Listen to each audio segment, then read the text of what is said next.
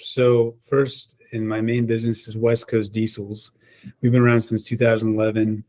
And what's that business do? We're a diesel repair shop. So general automotive repair, strictly, well, more or less diesel 99%. And this is, about 15 people altogether. So it's still a smaller business. We have 2 locations based in Santa Rosa. And that's commercial and like sort of like not consumer, but like if I had a Ram diesel truck. Correct. Yeah, we do a lot we work with a lot of small businesses, fleets. We do personal vehicles as well. Yeah. How do they find out about you? You market very much? We haven't really had to market much. I would say until we opened our second location, then we started marketing more. But we have, it's mostly just Google. We do have a kind of a mail out. We actually use the mailer, which seems more old school nowadays, but actually did really well. And then we have like a printed mailer. It's called Mail Shark. They have their service. They'll actually mail it out to demographics that you want. And then we do an event every year that's a big marketing, just a big marketing event at the local fairgrounds. And when you say Google, do you do much to make your Google listing work for you? Do you think about reviews? Do you think about SEO and all that stuff? Yes. So when we're working with that, we have a company called Steer that we work with, and they do help us with reviews, help us getting better SEO, and then for marketing, this is where I started using ChatGPT. Is I'm asking questions to ChatGPT and then kind of making my marketing more specific, and it's helping kind of outline. Because I'm not the best copywriter, right? So this is basically doing my copywriting for me. We'll come back to the AI stuff, but do you send that off to the agent? Is Steer like a little agency up there? It's a nationwide agency geared towards automotive shops. Okay. Yeah. And do you measure them, or do they send you like how you performed and that you're getting good value and full and a good investment and stuff? Yes, full analytics, full transparency, and it does pretty good. That's good. That's good to hear. Yeah. So in that business, in the diesel repair business, what sort of technology, aside from AI, are you using inside of the business? Do you have do you know what CRM is? Yeah, customer relationship management. Yeah. Yeah. Do you use it? That's part of what Steer actually helps us with as well. And did you buy it and then they help you use it, or so you're paying for a monthly service? And who'd you get that from? Do you remember what company? I mean, the company originally was Mechanic Advisor, and then they morphed into Steer. So Steer actually sells the software too. Yeah. They're not just the agency per se. They actually are sort of vertically integrated. Yes. So they sell you the software. They do the campaigns. They make sure you're on Google. What about reviews? Does that come with Steer? Is there a review? Yeah, they do review harvesting and all that, where you're, trying to get as many 5 stars as possible. Right. And does that work out pretty well? So Steer. So you're pretty happy with Steer? Yeah. That's been working very well. So in terms of that business, because I know you have a couple other businesses that I want to talk about too. Like when you mentioned you're using ChatGPT for your diesel repair business, in terms of do you write stuff in there and then send it to Steer for them to execute on, or what are you using it for? Yeah, so I have a kind of like my own rep, I guess you could say, from Steer that we talk once a month. So I'll kind of get the marketing, ideas or suggestions, and he helps me kind of focus it, and then we have kind of a final 2 that we pick from and try to market that. And that's where you use ChatGPT to build some of that marketing message. And So, I mean, ChatGPT's only been around about a year, Mm-hmm. I think. And when did you start using it? And where do you think it can go in terms of helping your business? I probably started using it in the last year. I can't say exactly when. It was definitely 2023, maybe the middle of 2023. And as far as the next part of the question you were asking, where do I think it will go from here? Yeah. Oh, I mean, I'm hoping one day it'll be basically your own personal, like, assistant, like anything that you need. Like, you basically tell it what you need and it's just going to spit it out and do it for you. Do you sense that any of your suppliers to the diesel repair business are using it in any way? Suppliers? Or even Steer? Do you think Steer's using much AI in helping you? Do you think? Well, not helping me. I mean, if anything, it'd be like, because they do, I'm sure they do quite a bit of coding. I mean, I can imagine that would probably be an efficiency for them. I'm not sure, but I don't know how they, put together anything as far as, when they build their site and all their software. So, I've used it a little bit, and one was for this big spreadsheet that I had. Yeah. Of all these respondents of small businesses like yours. And I actually put it into what's called Data Analyst, which is one of those plugins in ChatGPT. I said to it, just, do the analysis, and it was pretty amazing. So I'm wondering, but businesses like yours, you must have some spreadsheets around of either, repair jobs and, what the repairs were. And I imagine you have some of that stuff lying around. Have you ever considered using it for that kind of analysis? So, mechanic shop software has come a long way. There's another program we use called TechMetric. That's basically a cloud-based program. And they do all that for you. I mean, you basically are just filling out what metrics you want and it'll just display it for you. So it's reading your data. As we're inputting it, and we're, so as we go through jobs, I mean, it'll tell us, and really any metric we want to see, everything from sales, car count, average ROs, repair order, average RO. Repair order, yep. Sounds like so you use CRM and it's really Steer. You could say you're running on Steer. I mean, you're running on TechMetric is like our actual shop software. Steer is our CRM and then marketing. Marketing, yes.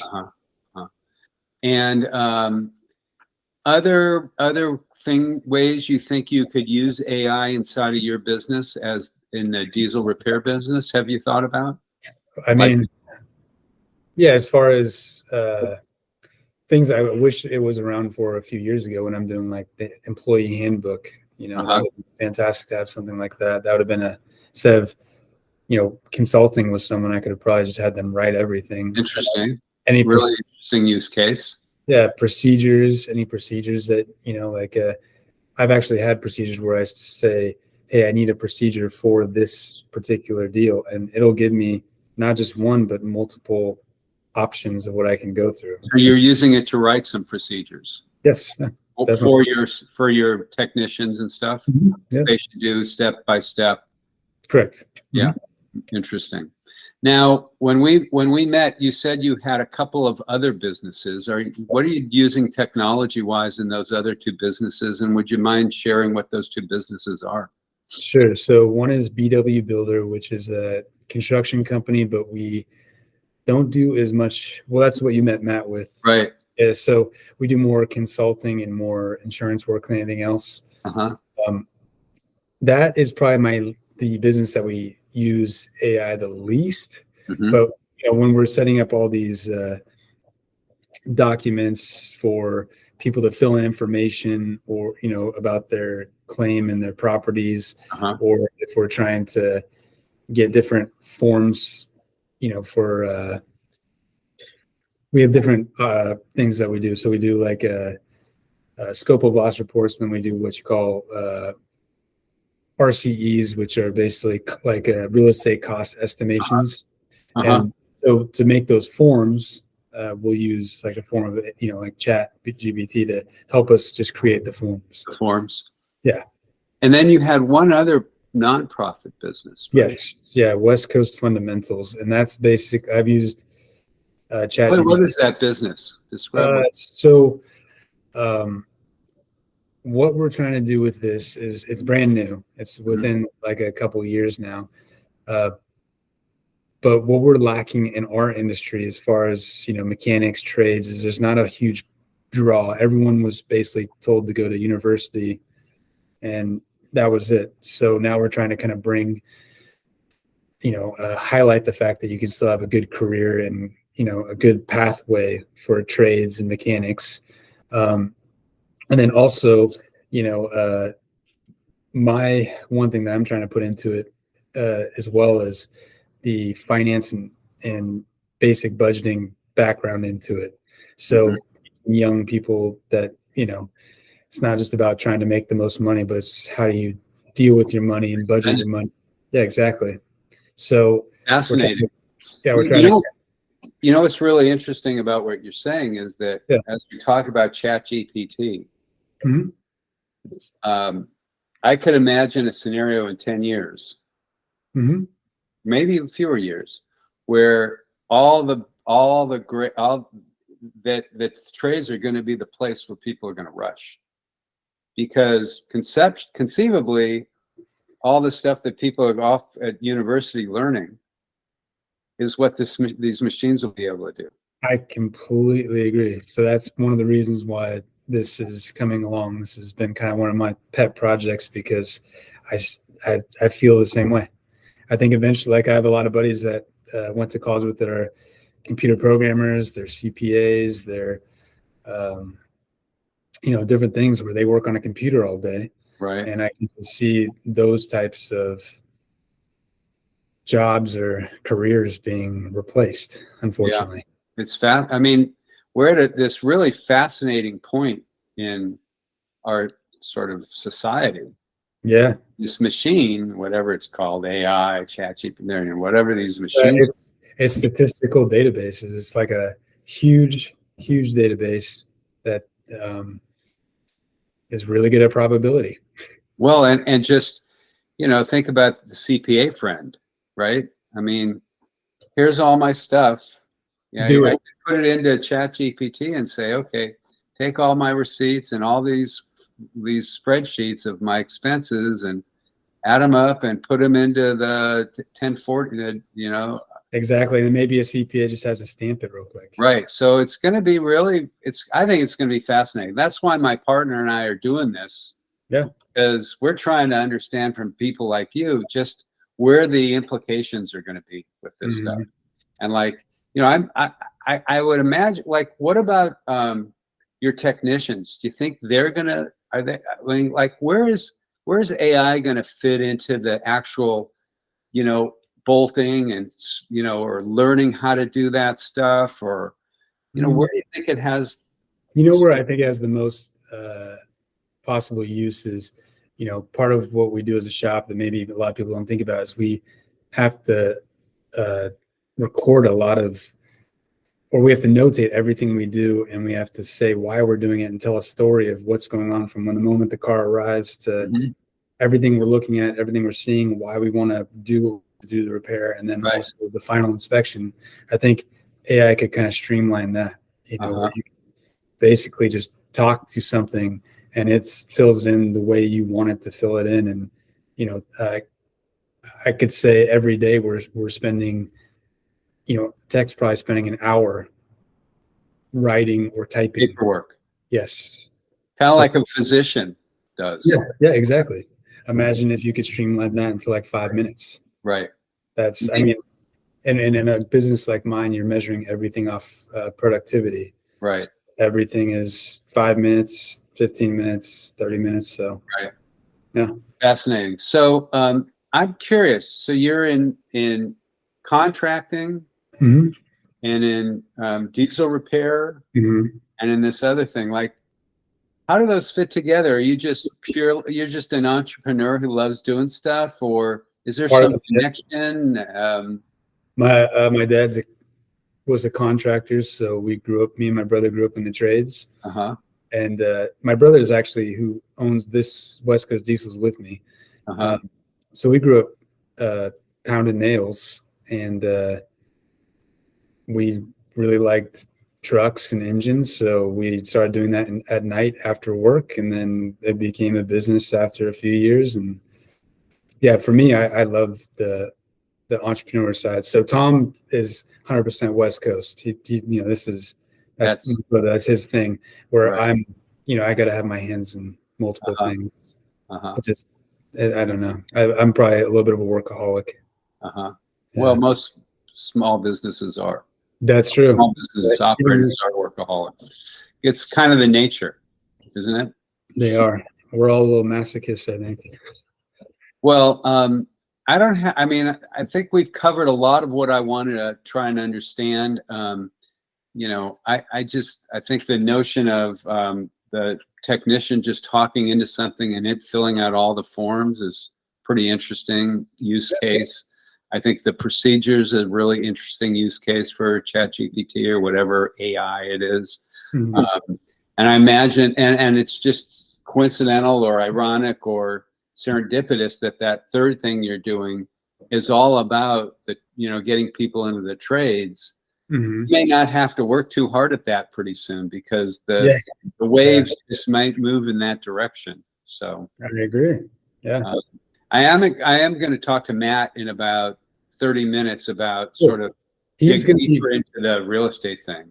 And he's going to be better to talk to because on that side, I do more of the estimating. I'm more of the actual construction knowledge behind the business, where he's more the business and paperwork side of it. Right. So he'd be a good guy to talk to on that side.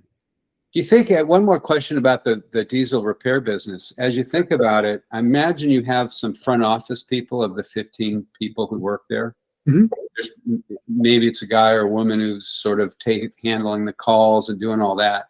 Mm-hmm. Are they using technology in any way? Are you texting with your customers more than you used to about their repair stuff? And 100%. Yeah. How has that changed in the last 5 years? Let's go back to technology. How has technology changed how you run that business between, say, you said it's 11 or 12 years old, the business? Yeah, so 2011, so 13 years old now. Mm-hmm. How's it changed, technology? We started with writing on paper, and then we went to a program that you download, specifically to a PC, and now we're to a cloud-based mm-hmm. that has the ability to, now we can do inspections cloud-based with pictures, notes, everything that gets sent to the customers, so they see everything that we see. It gets sent via text or via email, whatever their preference is. Uh-huh. And then we basically can converse with the customer via text or email or call. We have different options. Right. And then the customer has the option to approve the estimate. Right. Yeah, just a couple clicks, and then they have the option to pay for the click before you even come and pick it up. Yeah. Do you think that's made the experience better and for the customer? We've had great feedback. People love it. I think the digital inspections, those are the thing that people really like. And what about the texting? Is that, we are also text. Yeah, I think people, just because everyone's so busy, everyone's go. The ability just to text real quick instead of getting on a phone call is more convenient for some people. Yeah. There's going to be people. Oh, go ahead. Sorry. Has that helped the front office people? I would like to think so. It's definitely yeah. Thanks a lot for your time. I really appreciate it, Bill. Sounds good. 20 minutes. Have a good one. Yeah, take care.